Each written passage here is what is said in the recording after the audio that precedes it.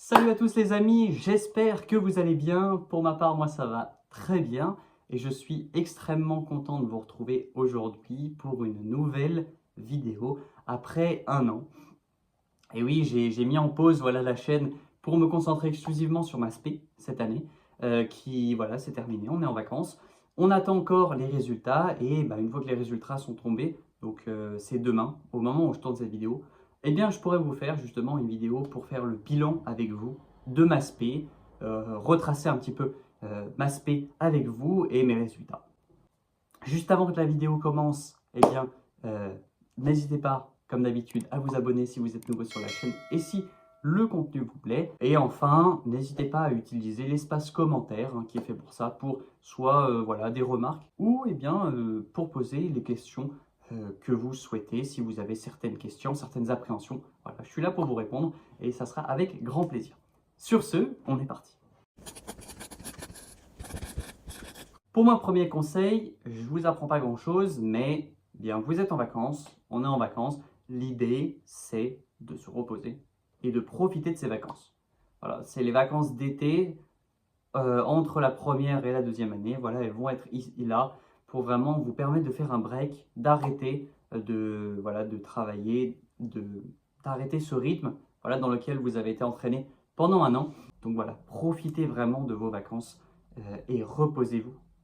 C'est le conseil le plus important que j'ai à vous donner. Donc concernant les lectures de français, voilà, déjà, c'est pas obligatoire, hein. Personne ne vous oblige à faire et à lire les livres, mais c'est tellement important. Le français peut sauver ou couler justement une intégration et une admission ou une admissibilité.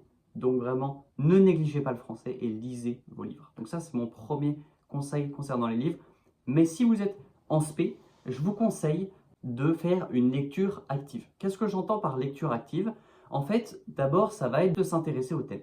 Si je prends par exemple le thème qu'on a eu cette année, nous, donc qui était expérience de la nature, eh bien de vous interroger un peu sur ce que signifie expérience de la nature et comment vous pouvez les retrouver un petit peu dans vos livres. Cette idée d'essayer de chercher dans votre livre, quand vous lisez, le lien du livre avec le thème. Plonger dans ce thème et faire une lecture active. Et par active, voilà, donc c'est se poser ces questions, essayer de repérer les liens avec le thème dans les livres. Et aussi, si vous le souhaitez, de surligner certaines phrases qui pourront ou non devenir des citations, mais qui vont aussi vous pousser justement à vraiment vous intéresser aux mots et pas lire par exemple un livre de philo à côté de la piscine et donc ça rentre par une oreille, ça sort par l'autre. On repasse sur un conseil pratique et qui pourrait vous aider si vous en avez besoin, je le mets juste là, hein. C'est la question du sommeil. Essayez une semaine. L'idéal, ça serait 2 semaines, hein, mais bon, je sais que c'est les vacances, vous avez envie de sortir, et ça, je suis complètement d'accord avec vous. Mais essayez de vous remettre un petit peu dans le rythme, juste du sommeil, voilà, de se coucher à 23 h, de se lever, bon d'habitude c'est 7 h, mais essayez de vous le relever à 8 h, voilà, vous faites 23 h, 8 h. Si vous avez envie de sortir, voilà, vous ne privez pas non plus, mais essayez de vous remettre dans ce rythme de prépa au niveau sommeil, parce que ça reste important et ça va vous permettre d'aborder du mieux possible votre rentrée. Le prochain conseil, ça va être sur le travail. Et donc ça, c'est une question qui revient souvent. Est-ce que je dois charbonner pendant les vacances? Est-ce que je dois pas du tout travailler? Est-ce que je dois un petit peu travailler? Voilà. Donc on va répondre à cette question en séparant les deux catégories de travail que je considère pendant les vacances. Nécessaire et non nécessaire. Dans la catégorie de travail nécessaire, on va retrouver les choses comme l'anglais. La prochaine partie sera entièrement dédiée à l'anglais pendant les vacances. L'informatique, les livres de français, dont on a déjà parlé. Et le dernier travail que je considère comme nécessaire, c'est de retravailler seulement les choses sur lesquelles on sait qu'on a des lacunes qu'il faut qu'on comble. Je m'explique. Si vous savez pertinemment que, par exemple, en chimie, en maths, en physique ou en SI, voilà, donc c'est les 4 matières que vous devez vraiment retravailler, vous avez une lacune particulière, un chapitre de maths, une notion de physique, certains calculs en SI ou certaines réactions en chimie, vous retravaillez précisément ces choses-là dans le but de combler les lacunes qu'on a accumulées au cours de l'année. Dans ce que je considère comme non nécessaire maintenant, ça va être faire des exercices en plus sur certains sujets, sur des chapitres qu'on maîtrise, sur lesquels vous savez pertinemment que vous n'avez pas forcément besoin, mais vous vous dites, voilà, je dois me remettre dans le bain. Cette fois-ci, on va aborder peut-être le travail le plus important avec les livres de français à faire pendant l'été. Conseil que je pourrais vous donner, ça serait de déjà pratiquer l'anglais tous les jours, quotidiennement, et d'écouter, quotidiennement, je ne sais pas, vous mettez 5 ou 10 minutes le matin ou le soir, là, un podcast de la BBC, BBC News, des podcasts comme ça. Si vous n'aimez pas la BBC, vous écoutez d'autres podcasts, je sais qu'il en existe plein, mais essayez de vous trouver un podcast, peut-être sur quelque chose qui plaît, mais le mieux c'est sur l'actualité, et puis vous écoutez ça tous les jours. Une chose importante que j'ai appris en faisant un stage d'anglais l'année dernière, c'est faire une lecture active.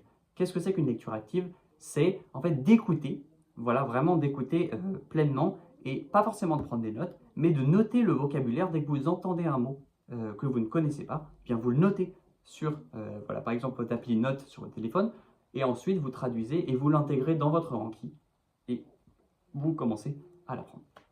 Donc écoute, faire un Anki, pour toujours avoir du vocabulaire et toujours engranger du vocabulaire, même pendant l'été, parce que le vocabulaire est toujours essentiel, et c'est ce qui va vraiment permettre de vous démarquer par rapport aux autres candidats, en utilisant du vocabulaire plus ou moins varié, plutôt que de rester exactement sur les mêmes. Ça, je vous apprends rien.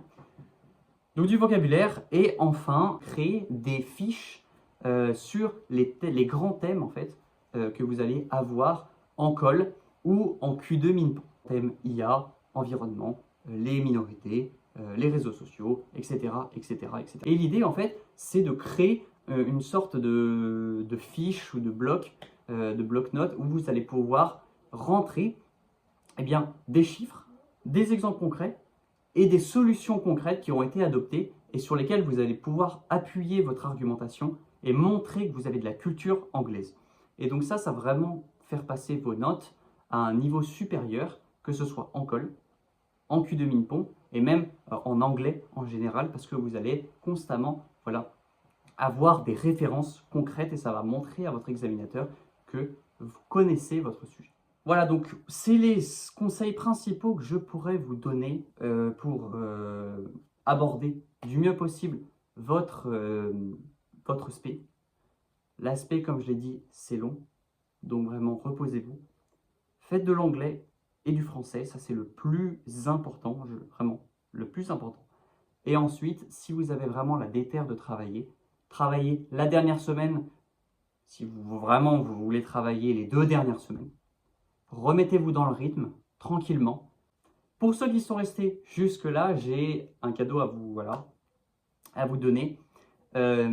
Si vous avez suivi la partie sur l'anglais, dans laquelle je parlais des fiches de culture anglaise avec les chiffres, les exemples et les solutions, je vais vous mettre dans la description mon Anki que j'ai fait pendant les révisions. Je l'ai fait un petit peu tard, mais vous pourrez le télécharger, le compléter, rajouter si vous voulez des choses, enlever certaines choses.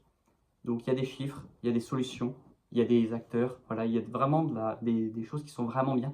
Et si vous le travaillez, vraiment, vos colles, ça sera du gâteau après. Donc voilà, j'espère que ça pourra vous servir. Donc n'hésitez pas à vous abonner, à mettre un pouce bleu, et on se dit à la prochaine.